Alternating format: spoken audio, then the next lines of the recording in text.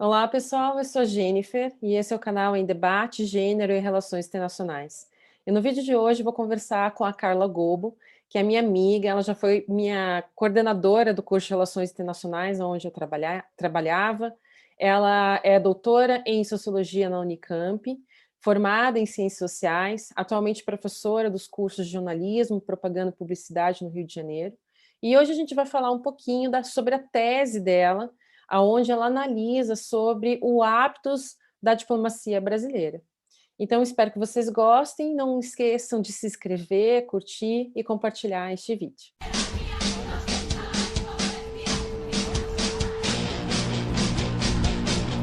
Então, muito obrigada por estar aqui participando do nosso canal, né?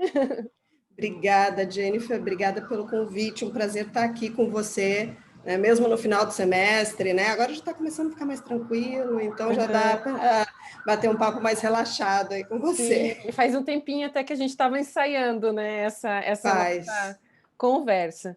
Como você sabe, né, eu até cito você, né, bastante em sala de aula, porque a política externa brasileira é uma área que também eu pesquiso. E é claro que eu não poderia deixar de trazer, então, essa conversa contigo sobre a sua tese. Então, eu queria, na verdade, que você falasse um pouquinho, né, sobre o teu título, né, que você fala sobre a questão do campo, né, do campo ao hábitos diplomáticos. Eu queria que você falasse um pouquinho para nós, como Sim. você, né, porque eu sei que é um conceito aí do Então, Pierre Bourdieu, né, então... exatamente. Então, Jennifer, quando eu comecei, a minha ideia do projeto, da tese, ela veio já no mestrado. Isso é um pouco comum, né? Mas veio porque eu estava até fazendo uma leitura fora do mestrado, eu estava lendo Elias, estava lendo a Sociedade de Corte, e estava fazendo entrevista com os diplomatas, né? Que estava fazendo uma pesquisa no mestrado sobre política externa na década de 70, comparando o governo Médici, o governo Geisel, o papel do Itamaraty, e daí eu estava fazendo algumas entrevistas com alguns daqueles agentes que estavam ou muito próximo do ministro, né, no caso de alguns assessores que eram ali do gabinete do ministro, já que o Azeredo da Silveira já tinha falecido naquele momento. Fiz entrevista com o Gibson Barbosa, que foi o ministro do Médici, né? Então, e naquele momento eu ia na casa dos diplomatas, né? Já embaixadores, aposentados, e eu estava lendo Elias e eu encontrava assim, algumas similaridades entre a questão da sociedade de corte e aquilo que eu via ali, né? E aquilo começou a me instigar, enfim, e a partir aí depois que eu finalizei o mestrado, eu passei um tempo, esqueci essa ideia, né? Fui trabalhar e depois voltei um pouco a pensar daí no doutorado. E quando eu comecei a pensar no doutorado, eu estava lendo Bourdieu, né? Então eu encontrei ali, né, uma possibilidade ali de pesquisa, que era tentar entender como se constrói esse campo diplomático, né? E daí o Bourdieu fala que para entender um campo você tem que olhar para a história desse campo. Então eu fui lá olhar para o século XIX, para o processo de formação do Itamaraty, ler as memórias, várias memórias e biografias de diplomatas, e entender os hábitos desses agentes, né? Então, daí, mais uma vez, memórias foram importantes, biografias, entrevistas com diplomatas aposentados, e eu até friso essa questão dos diplomatas aposentados, porque são pessoas que estão fora já da carreira, então aquele discurso institucional, né, ele é mais, ele fica mais matizado, né, ele não tem tanto compromisso com o discurso institucional, né, porque o Itamaraty é uma carreira muito hierárquica, disciplinada, então os diplomatas, com razão, né, ainda nos tempos de hoje, eu diria com ainda mais razão, de, às vezes,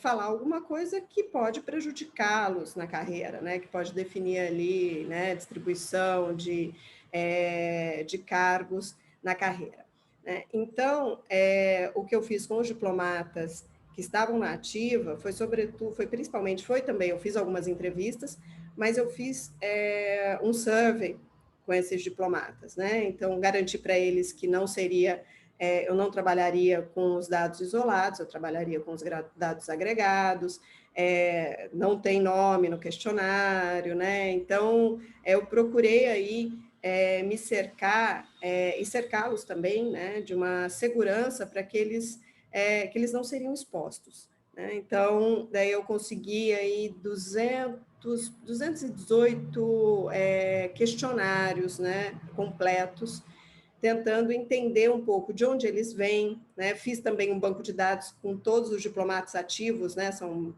Na época, 2015, era pouco mais de 1.500 diplomatas ativos na carreira. Então, de onde vem, onde nasceu, onde estudou, né? Porque isso é algo importante, que curso fez, para eu tentar fazer o desenho, né, dessa carreira, dessa burocracia, né? Se é homem, se é mulher. Então, essas questões, e no survey eu procurei ver tem dados ainda que eu não trabalhei, né?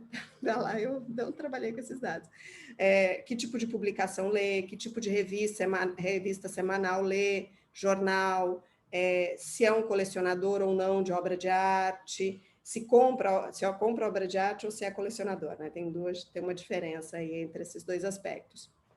Então, para tentar um pouco perceber como que se dá a construção daquilo que é importante. Fiz a análise também da revista Juca, que é a revista daqueles que estão no Rio Branco, que, portanto, acabaram de entrar, né?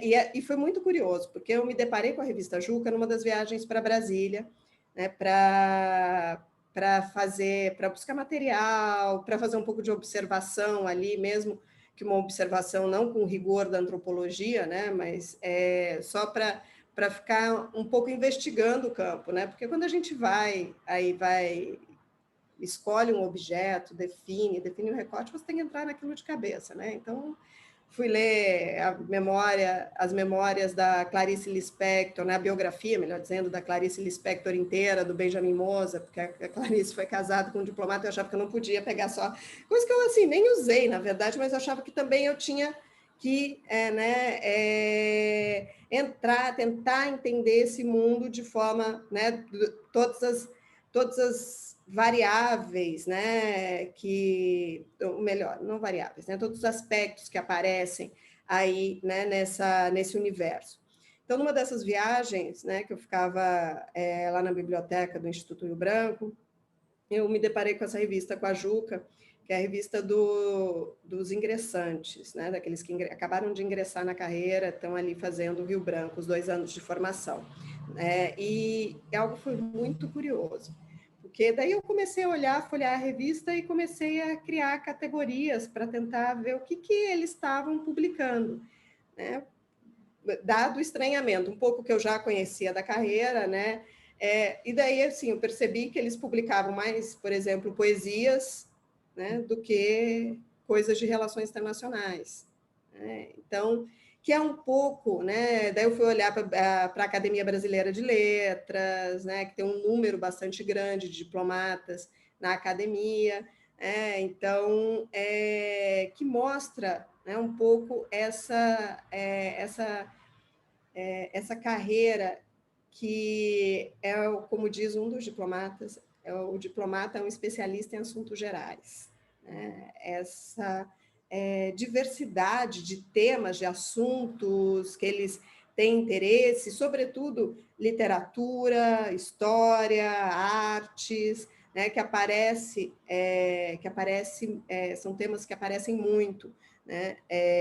Quando a gente vai analisar ali esses agentes e onde eles estão, né? Então, fora a Academia Brasileira de Letras, né, o Instituto Histórico Geográfico é outro espaço importante, né, que são espaços de legitimação, né, que o próprio Bourdieu chama, né, espaços de legitimação daqueles que chegam no Olimpo, né, da literatura, das letras, e o Instituto Histórico Geográfico, que também está legitimando ali os pesquisadores, os interessados, enfim, nas questões históricas geográficas do país, né? E ambas as instituições são instituições do Império, né? Que isso também eu notei na geografia do espaço, Então, quando eu fui ver lá a arquitetura do Palácio do Itamaraty, que nem era para ser chamado de Palácio do Itamaraty, era para ser Palácio dos Arcos, né? Mas como essa questão da tradição é um elemento muito importante na carreira, se trouxe o nome também do Rio de Janeiro para o espaço de Brasília. E a forma como foi nomeados aqueles espaços, né? Então, a gente não tem espaços no Itamaraty, de Brasília, que foi criado ali nos anos 60, no final dos anos 50, que se tenha, que se faça referência à República. Então, eu tenho os espaços fazem referências, né? Ou eu tenho espaços que fazem referência a artistas modernistas brasileiros, né? Mas a nomeação dos espaços são nomeações que se referem à monarquia, né? E essas duas outras instituições de legitimação, né? De legitimação que também são aí do período do final do Império Brasileiro, né? Do segundo reinado ali do Dom Pedro II. Uhum. Então, esse é um pouco, né, ali do hábitos que eu fui observando dos diplomatas brasileiros, né? Então, muitos do Rio de Janeiro, em declínio, né? Mas muitos do Rio de Janeiro, né? Então, muitos que estavam aqui, né? Claro, não é difícil a gente entender que muitos eram do Rio de Janeiro, porque é aqui que era a capital, aqui que estava, né, a vida aristocrática, né, do país. Então, muitos que cercavam ali, né, que estavam ali em volta dessa, ou eram da aristocracia, né, ou eram parte dessa aristocracia, ou estava ali nas bordas dessa aristocracia, né? Então, esses eram os agentes que eram recrutados para serem diplomatas. Não é difícil a gente entender isso, ainda já nos primeiros anos do Brasil independente, né, no reinado do Dom Pedro I, quando a gente entende que a principal preocupação naquele momento é com o nosso reconhecimento internacional, né? Então, há uma seleção daqueles que eles querem mostrar como sendo o melhor do brasileiro, né? O melhor do brasileiro no que diz respeito ao que domina esses aspectos mais legítimos, né? Da cultura, das artes, que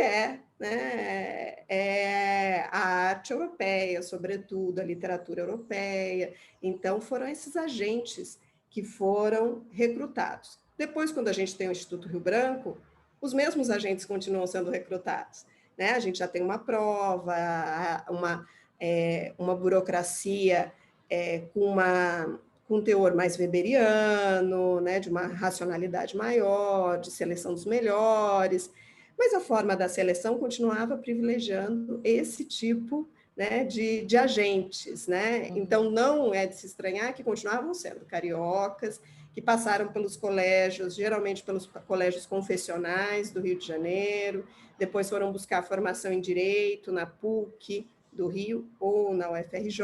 Então, esses eram aí os diplomatas brasileiros. Se a gente olha hoje, né, o nosso quadro é um pouquinho diferente. Tá? Não é muito diferente, não, mas é um pouco diferente. Já tem menos gente do Rio de Janeiro, mas mesmo assim, em 2015, isso não deve ter mudado muito, 33% da diplomacia brasileira era do Rio de Janeiro. Uhum. Diminui também o peso do direito, sobretudo porque a gente tem um crescimento dos cursos de relações internacionais nos anos 90, né? Então aumentam o número de egressos dos cursos de relações internacionais, né? Mas à medida que a diplomacia brasileira fica menos carioca, ela continua uma diplomacia basicamente do Sudeste, né? Porque se a gente for somar Rio, São Paulo e Minas, quase 70% da diplomacia, eu não estou lembrada agora do número de cabeça, mas é quase isso, quase 70% da diplomacia brasileira é basicamente do Sudeste. Uhum. Um tanto do Sul, menos do Nordeste, menos ainda do Norte e do Centro-Oeste. Eu até parabéns, então, né, pela própria questão da pesquisa, né, que eu vi até na tese ali, que você conseguiu fazer essa entrevista com muitos diplomatas. Isso é uma coisa realmente muito difícil. Eu, de experiência, né, porque a minha tese também foi sobre política externa brasileira, E eu confesso que eu tentei ter, né, esse acesso e é um acesso extremamente restrito. Então, quando eu vi lá na tua introdução que você relata, né, as tuas entrevistas semi-estruturadas com mais de 200 diplomatas, eu falei, nossa, né? Isso é uma coisa extremamente difícil de conseguir. E isso explica muito, né, a questão do próprio título, né? Que é muito interessante porque eu achei, estava vendo que você utiliza fotos, né? Se não me engano, acho que é uma foto que Uhum. lá do tempo do Império, né? O diplomata significa, né, essa questão dele não só saber do conhecimento da diplomacia, dos negócios Uhum. internacionais, mas esse conhecimento todo do ritual, né? É um ritual. Sim, O ritual sim. da arte, da música, como você mesmo falou, da questão literária, de como se comportar na mesa, de como se vestir, né? Uhum, Era uhum. tudo, é realmente um hábitos, né? Que eu Sim. achei muito interessante, o próprio relato da questão da elite, né? Uhum. Isso era uma elite, né? A É. aristocracia brasileira, que você falou que continua, né? Continua Uhum. até os dias de hoje, né? Por mais que haja um processo de burocratização, tudo na carreira, esses aspectos que parecem triviais e parecem, né, até mesmo uma bobagem, não são. Né? Então, a posição dos convidados num jantar Uhum. diplomático, isso significa alguma coisa. Há um cuidado ali onde você dispõe, né, os convidados na mesa. Há uma ordem, né, que é chamada ordem de precedência, onde você coloca as pessoas mais próximas do embaixador que está fazendo a recepção e como você vai, né, distribuindo essas pessoas ao longo da mesa. Isso você pode criar um desconforto diplomático. Eu falo, Sim. relações internacionais é algo muito sensível, diplomacia é algo muito sensível, né? Então é preciso Uhum. tomar cuidado, não dá para sair tweetando aí qualquer coisa. Isso aí é um assim, né? Uma coisa que assim, caraca, né? Como isso.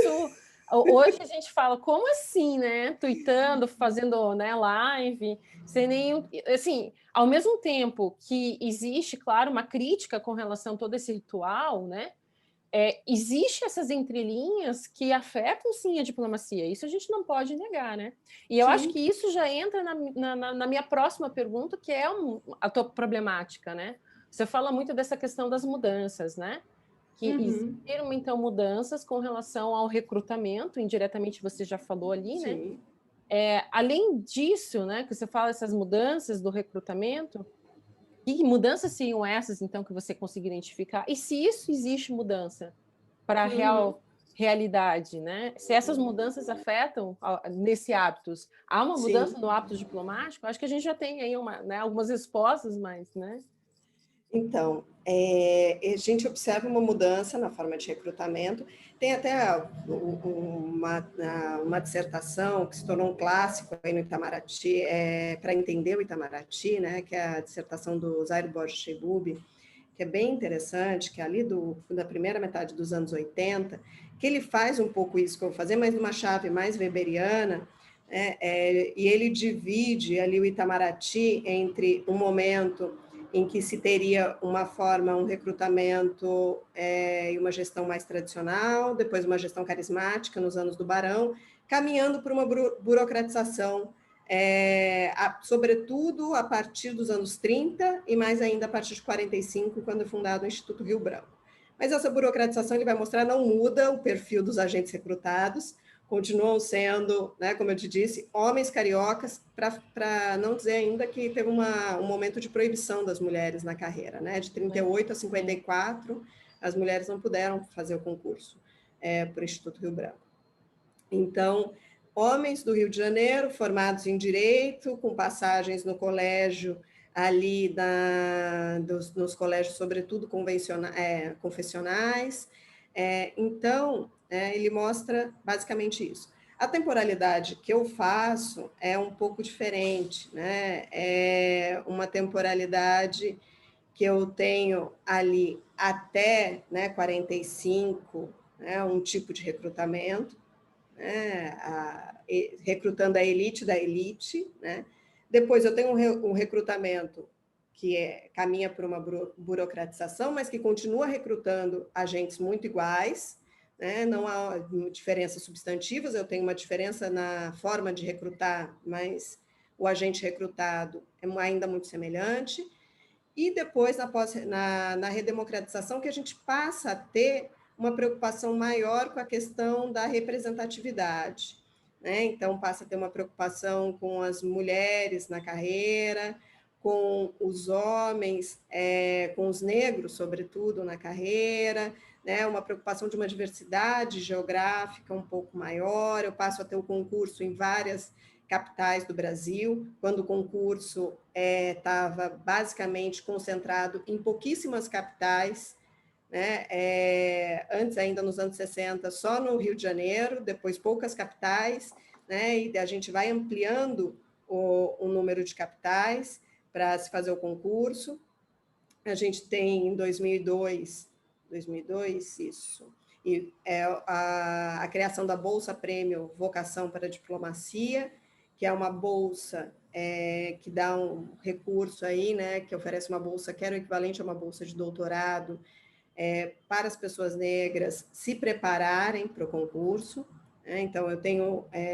e esse é um dado sensível, esse é um dado difícil de conseguir no Itamaraty, porque não tem esse dado. Né? No departamento de pessoal não tem esse dado, né? De quantas pessoas, quem se auto-classifica como negro no Itamaraty. Depois a gente tem a adoção do sistema de cotas, né?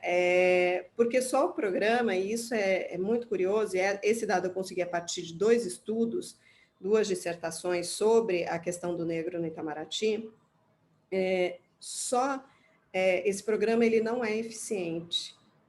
Então, você tem a possibilidade ainda de renovar esse programa por 3 anos. Mas as pessoas que conseguiram passar no concurso foram muito poucas.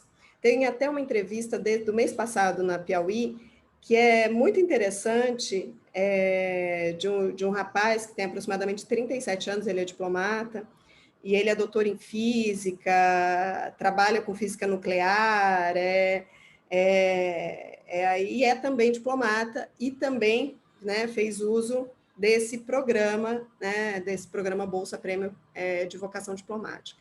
Mas quando a gente olha a história desse rapaz, a história desse rapaz é muito semelhante à história dos outros que conseguiram passar, que ter os pais com ensino superior completo. Uhum. Então, quem conseguiu, de fato, passar no concurso, quem rompeu a barreira, né, essa barreira de classe que é mais difícil para as pessoas negras, foram os pais. Né? Então, por que eu chamo a atenção aí da formação dos pais? Porque aí a gente tem, né, uma evidência de um capital cultural. Capital social também, porque a gente sabe que quando você tem um ensino superior, você tem a possibilidade de salários muito melhores do que aqueles que não têm ensino superior, e, portanto, seus filhos vão poder acessar melhores instituições de ensino, geralmente quando informação são as instituições de ensino privadas, né? Então, portanto, isso requer recursos. Então, e também porque eu tenho aquilo que o Bourdieu chama de capital cultural não objetivado, que é a coisa de ter livros em casa, que é a coisa de ter os pais falando sobre temas diversos de forma mais aprofundada, porque, enfim, passaram por um processo aí de formação e de acesso a um capital cultural que se dá, inclusive, fora da escola. Né? Então, aqueles que conseguiram passar no concurso são aqueles que têm um capital cultural objetivado e também não objetivado maior. Né? Então, para a gente... o que isso significa? Né? Quando eu me deparei com esse dado, né, eu falei, cara, assim, né, quem olha para isso vai falar, não, tem que acabar esse programa, porque esse programa não é efetivo. Né? Eu falei, não é que tem que acabar o programa. O programa só reflete o grau da nossa desigualdade, como a gente é um país profundamente desigual entre pessoas brancas, sobretudo, e pessoas negras, quando a gente coloca o corte de cor da pele, e ele evidencia que precisa de outras ações, né, para que esse programa se torne um programa efetivo. No meu survey, né, eu mostro isso na tese, eu tenho 65% das mães e 75% dos pais dos diplomatas brasileiros, sem fazer recorte por gênero, nem por raça ou etnia, que tem pelo menos um ensino superior, Jennifer. Pelo menos. assim, né? Muitos com mestrado, muitos com doutorado. Quando eu pego isso na população brasileira, a gente está hoje com, eu acho que entre 10% e 15% da população brasileira que tem ensino superior. Uhum. Quando eu pego esse retratinho, o Itamaraty, eu vejo 65% das mães e 75% dos pais.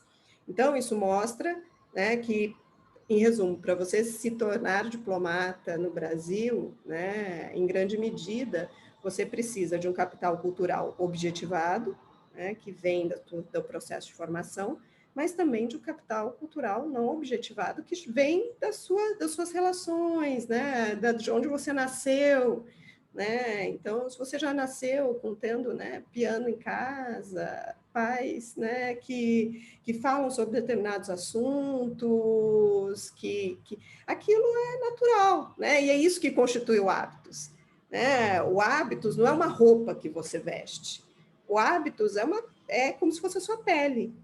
Então, é assim, você já vive num ambiente que você sabe que você vai harmonizar o vinho branco com o peixe, é até mais complicado que isso, né? Uhum. Porque daí depende do peixe, depende do vinho, depende da receita, daí se for uma receita italiana, com vinho italiano, enfim, tem, né, e as memórias do Silveira para o CPDOC, foi as memórias que foram organizadas pelo Matias Spector, é uma delícia de ler, assim, né? Porque um pouco ele tira sarro um pouco disso, né? Que diplomata, né? O Silveira, que foi ministro do Geisel, é um diplomata super experiente, né? E ele fala, diplomacia não se resume a saber o vinho, né? Saber harmonizar o vinho com a comida, mas é também isso, né? E não se resume a isso, mas isso também é um aspecto importante para você transitar na carreira. Então, você ter aquilo não como um aprendizado, né, mas como se fosse natural. Né? Você manejar os talheres como se aquilo fosse natural. Nasceu saber. E a ideia de vocação é muito forte. Né? Então, nasceu vocacionado. A gente encontra muito isso. Nasceu vocacionado para a carreira. Como assim? Nasceu daquele jeito. Ele nasceu com habilidade para falar 4 línguas. Né? Ele nasceu sofisticado. Assim. Sofisticado, Nasceu. chique. Ele saiu de fraque do útero da mãe, né? Então, uma coisa assim, né? Que a ideia de vocação evoca, né? Uma ideia de que é natural, e não é natural, né? Faz parte aí de um meio, né? De onde você foi De criado, que aquilo faz... pouquíssimas pessoas no Brasil, né? Como aquilo que a gente Justamente. estava falando. Eu acho que até para pegar o gancho, Carla, eu não poderia deixar de te perguntar, porque eu sei que, né, a gente, você tem já pesquisado, tem continuado suas pesquisas nesse sentido, né? Inclusive fazendo propaganda, né? Nós duas já fizemos uma collab. Exatamente. Collab, Que Jenny, Carla. Jenny Carla, né, que de um artigo, né, que vai ser publicado, acho que o ano que vem, né, sobre subgênero, né, na diplomacia e nas relações internacionais. Uhum. E esse é um assunto que está na tua tese também, e eu queria te perguntar sobre isso, né, porque, né, com todas as políticas que a gente tem já nos dias de hoje, né, todas essas mudanças em algumas políticas, né, e aí a gente encara que na diplomacia isso ainda, né? Tá assim, cadê os nomes, né? Das Sim. mulheres tendo, né? Esse cargo, né? De relevância. Não é que elas não estejam lá, elas estão lá na diplomacia, embora Uhum. ainda seja pouco, né? Queria que você falasse um pouquinho sobre isso, né? De como isso Sim. está, né? Nesse hábito diplomático. Eu até, você cita em alguns momentos, eu achei muito interessante, né, esse relato. Eu queria que você falasse um pouquinho para nós sobre isso. Então, Jennifer, assim, quando eu estava fazendo a elaboração do meu sumário da tese, né? Então, eu coloquei que eu queria trabalhar com as mulheres diplomatas, inclusive com as esposas de diplomatas, mas daí depois eu falei, não, é muita coisa, deixa eu tirar, né? E assim, quem às vezes olhava o meu sumário e falava, cara, para que você vai trabalhar com mulher diplomata? Não, porque não é a mesma coisa, né? Eu ainda não sabia direito. Eu falei, cara, eu intuo que, né? A minha hipótese é que não é a mesma coisa homens diplomatas e mulheres diplomatas, né? Tem diferenças. E isso foi, assim, e de fato, tem diferenças. primeiro tem diferenças numéricas, né? Eu tenho hoje cerca de 25% das mulheres diplomatas, enquanto eu tenho 75% de homens, né? Isso, se eu olhar para a carreira, para a ascensão dentro da carreira, eu tenho diferenças, né? Pouquíssimas chegam a embaixadoras. Então, esse número melhorou, o número de embaixadoras no Brasil melhorou por conta de uma política que não foi uma política do partido, mas foi uma política do ministro de nomear mulheres embaixadoras, porque eu tenho um processo ali da carreira que começa com o terceiro secretário e vai até embaixador, né, que demora 20 anos ali, né, e você tem alguns momentos de parada, não é de parada na carreira, na verdade, você volta para o Brasil para fazer cursos de formação. E para você chegar a embaixador, você tem que ter passado por um curso de formação que é semelhante a se faz a comparação como se fosse uma tese, né? Você tem que apresentar uma tese ali no curso de altos estudos. Então, e para além disso, né, para você chegar a embaixador, tem ainda um passo adicional, que você precisa cultivar as relações, né? Você precisa...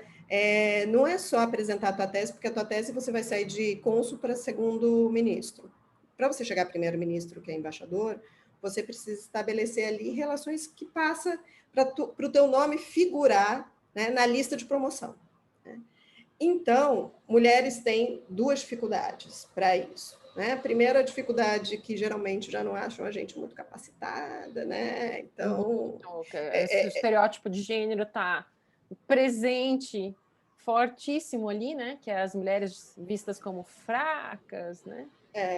E a gente, quando assim, né? A gente é esforçada, no máximo, né? A gente é inteligente, não, né? Inteligente é um atributo masculino, né?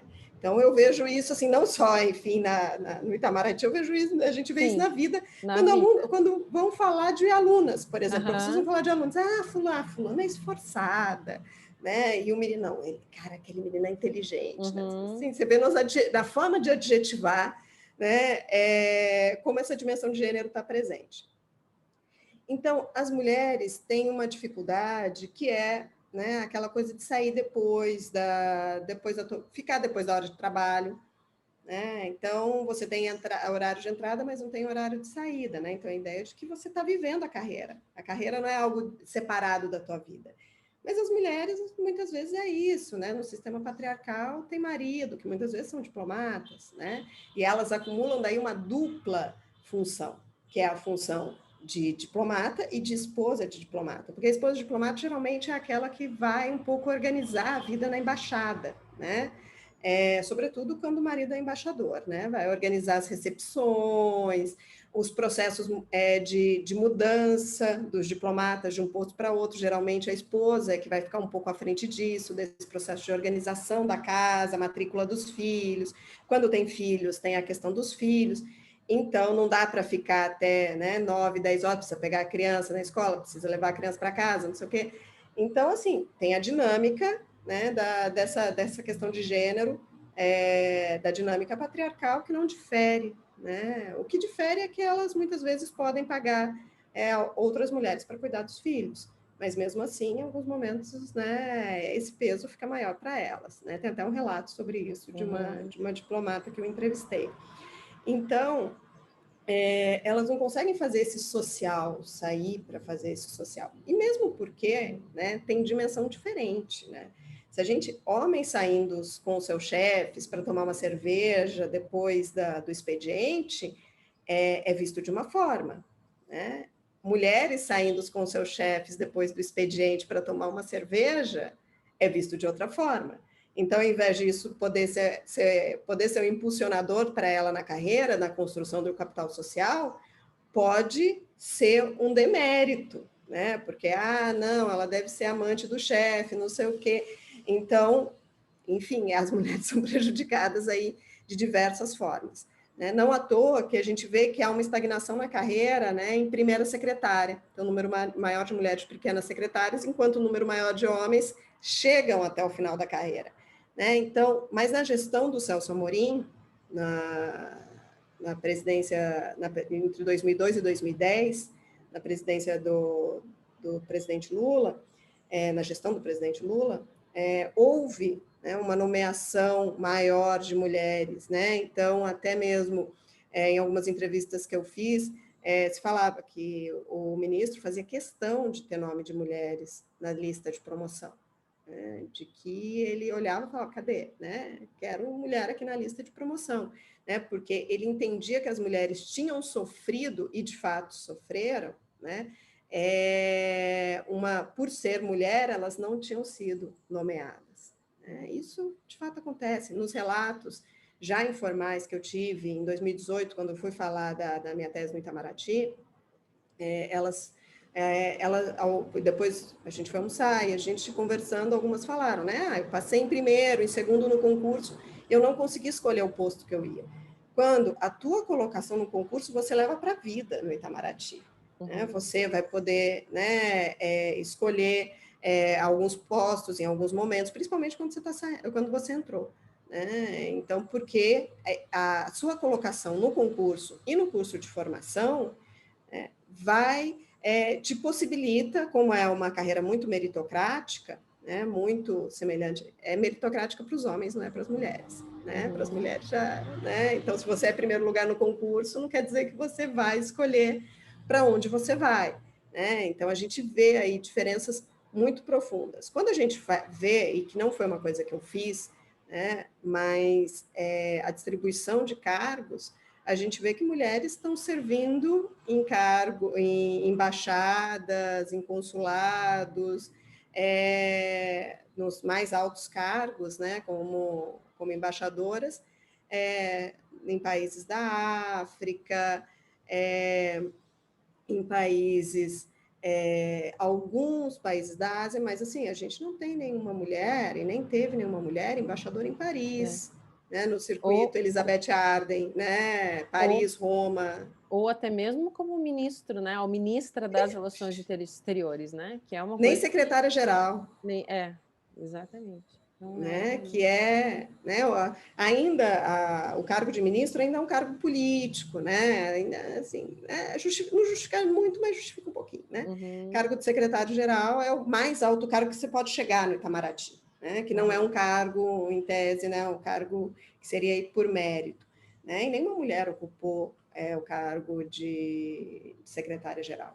Nenhuma mulher foi embaixadora em Washington, ou em Roma, ou em Paris, como eu já disse, ou na China, que eu acho que também não, ou em Buenos Aires. Né? Então, as mulheres, de fato, são aí um tanto preteridas na carreira. Né?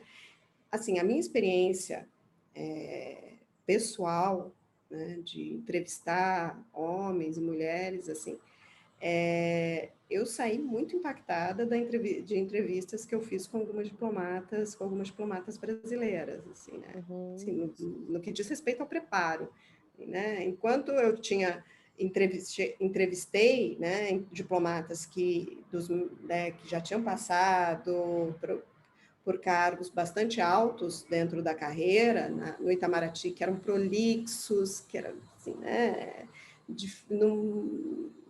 Você via que tinha, assim, não é nem assim, uma dificuldade de responder as questões, que dava voltas, um pouco da prática diplomática também, né? Mas não só isso, mas porque, enfim, né, também o fato de ser homem possibilita para eles poder ser assim, né?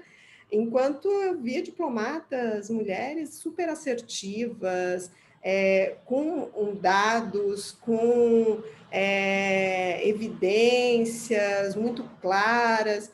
Gente, o que faz essa mulher não ter chegado a um cargo na secretaria-geral? Né? Por que ela nunca foi secretária-geral, sendo que outros, né, foram? Né, o que responde isso? Né? Responde, só pode ser gênero. Né? Porque essa é uma carreira muito interessante para a gente observar gênero, porque é isso. Né? Porque você vê, são pessoas que têm mais ou menos a mesma origem social, pessoas que têm mais ou menos a mesma origem geográfica, a mesma origem escolar, e você vê que daí essas variáveis, né, que são as variáveis clássicas, elas não explicam por que tem diferença. né? Daí a única variável que varia, né? Fazendo essa redundância aqui, a única variável que varia é o fato, é o gênero. Né? Então, por que um homem passa em primeiro lugar, né, e consegue escolher para onde ir, uma mulher passa em primeiro lugar e não consegue escolher para onde ir? Não, e não muito tempo atrás, né, essa questão também até achei interessante, a agregação, né? Os dois eram diplomatas, quem tinha que abandonar a sua carreira, caso os dois se casassem, né? Era a mulher que tinha que abandonar a sua carreira, porque não poderia, né, estar os dois ali casados e os dois servindo. Né? Ela teria, porque a lógica seria que ela não teria, né? Ela se dedicaria, né, ao marido, à casa, aos filhos e tal. Né? Então, isso é algo que traz, né, essa questão do ritual, dessa, né, de todo esse hábitos mesmo que é a diplomacia, né? Brasileira. Isso, Jennifer, é muito, muito curioso de ver, porque a gente tem uma série de formas de agregação ao longo do Itamaraty, né? Que impedia a ascensão de mulheres. A proibição, né, que enfim já nem podia entrar. Depois, a impossibilidade de casar, se casasse tinha que agregar, tinha que abandonar a carreira, até aí formas, né? Então, os dois não podiam servir no mesmo posto, né? Então, ou o homem ou a mulher podiam agregar. Só que, enfim, né? No sistema patriarcal era a mulher que abandonava, né? Não que abandonava, que agregava. Né? Ou seja, se ela agregasse, o tempo de serviço dela não ia contar, o que impedia ela também subir na carreira. O que também, né, é uma das outras explicações para que mulheres tenham mais dificuldade de chegar, né, à embaixadora. A gente só tem a eliminação dessas diferenças, né? Teve também uma outra forma de agregação, antes da eliminação de tudo, que era, tá bom, eles podem servir no mesmo posto, mas ela não pode ganhar a verba de representação. Que quando você está servindo fora do país, a verba de representação é uma quantia alta do teu salário. Ou seja, você colocava as mulheres ganhando muito, muito menos que os seus maridos, né? Porque a ideia de que os dois somados iam ganhar mais do que o embaixador, né? Então, a mulher não podia ganhar a verba de representação.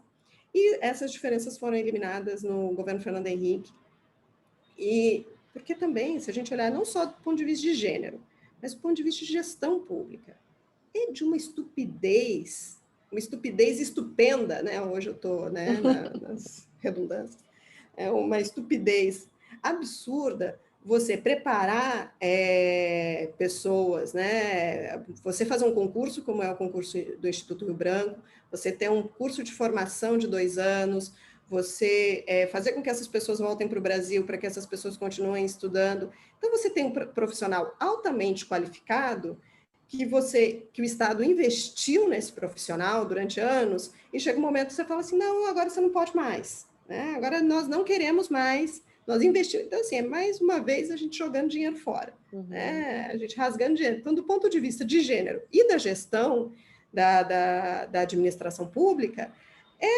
assim, uma idiotice, né? De que e conversando, né, com diplomatas que fizeram parte, né, desse processo, houve resistência dentro da casa, né? Houve resistência ali na elite diplomática de que se eliminasse essas barreiras de gênero, agora as mulheres, né, não iam mais agregar, aquilo era meio esquisito, inclusive de diplomatas com esposas diplomatas. Né? Então, muitas vezes com esposa, com filha diplomata, que se colocavam contrários a esse processo. Isso é muito curioso, né? Para a gente ver essa dimensão, como essa questão de gênero é uma questão forte, que muitas vezes se sobrepõe à própria lógica da administração e da gestão pública. A minha internet aqui disse que estava instável, mas espero que esteja tudo ok, que a gente consiga continuar. Ai, meu Deus! Estão fazendo lá, né? Estão falando sobre gênero, estão espionando a gente. Vamos entrar na lista vamos das detratoras. Lista lá. E por isso, né, Carla, que aquilo que você estava falando sobre a questão da política com relação aos negros é importante, como também políticas também, Sim. né, para tentar auxiliar. É claro que aquilo que você falou não resolve, mas já é alguma coisa para tentar Uhum, gerar essas mudanças, uhum. né? Não só com relação aos negros no Itamaraty, como também a questão com relação às mulheres, ou, de uma forma geral, a questão de gênero mesmo, ela ser uma Sim. coisa que não interfira, né? E que seja realmente algo que todo mundo atinja os mesmos patamares, né? Mas, Uhum, assim, uhum. vendo, isso é algo que está muito enraizado, isso, né? Sim. Ainda, né? Todo esse hábito diplomático, todo esse ritual, toda essa questão da hierarquia, ela está muito enraizada. Então, isso é uma coisa que, né, a gente talvez não veja, né, umas mudanças drásticas, mas que é necessário, né, como você mesmo falou, né, eu acho que é Sim. importantíssimo e talvez até fazer, né, pesquisas nesse, Uhum. continuar pesquisas nesse sentido. Eu acho, os relatos que você fala, eu até vou colocar, né, não sei se, né, autoriza, né, Carla, fazer propaganda da sua tese, mas depois ali, quando eu publicar, eu vou colocar o link da sua tese, porque eu acho que é, assim, né, muito importante, não só sobre esse tema, mas de forma geral, né, como um Uhum. todo, toda essa pesquisa que você faz, então, né, parabéns de volta. Obrigada, obrigada, Jennifer. E com relação a essas políticas, essa bolsa, né, ela só é isso, evidencia a nossa desigualdade e como a gente precisa fazer outras políticas, né, combinadas para que a gente tenha. O nosso primeiro embaixador negro foi nomeado em 2010, Que né, é, sim, autodeclarado ontem, negro, né, se a gente for ver, é ontem, ontem, né, não é né, tão longe e assim. que não é tão longe, e que tem um percurso completamente diferente, né? Um percurso de alguém que teve vivência no exterior, porque o pai era contínuo do Itamaraty, quando não se contratava no exterior, quando os contratos eram feitos, contratos não, acho que era até, eu já, acho que era até parte do funcionalismo público, e eles iam daqui para morar no exterior. Então, o Benedito ele conseguiu, né, por conta da profissão do pai, ter uma vivência no exterior, estudar em escolas internacionais, né, e enfim, daí pelo mérito dele passar na prova do Instituto Rio Branco, né, e trilhar a carreira, mas só em 2010 ele chega a embaixador, né, num país que a gente tem aí mais de 50% da população composta por não brancos. Quando a gente olha para o Itamaraty, não tem esse dado, isso é estimado, cerca de 4% dos diplomatas brasileiros são não brancos, né? Né? Então, para a E gente ver ainda, que e ainda tem é gente um que fala problema. que não existe, né, o racismo, né, e essas desigualdades estruturais no Brasil, né? Então, Não existem aqui, enfim, né, nem as mulheres, nem os também, negros, eles querem ser diplomatas, sim, né? e é fácil. Querem. É fácil, é a questão de Cara, querer ou não querer. muito obrigada, né, por ter a gente ter conseguido, né, marcar esse horário, por ter se disponibilizado a gente conversar aqui no canal. Fico muito feliz de ter dado certo. A gente podia ficar aqui, né, horas e horas discutindo essa tese. É, mas aí eu vou deixar então indicado, né, para vocês lerem e acho que vai ser uma ótima leitura, não só porque eu gosto bastante da Sociedade de Corte do Norbert Elias e do Pierre Bourdieu, mas também porque o tema também é extremamente atual, né, inclusive. Sim. Obrigada, Jennifer. Obrigada pelo convite. Foi ótimo aí o nosso papo. E Eu, pelo vamos menos, aí, adorei. né? Espero fazer mais colaborações.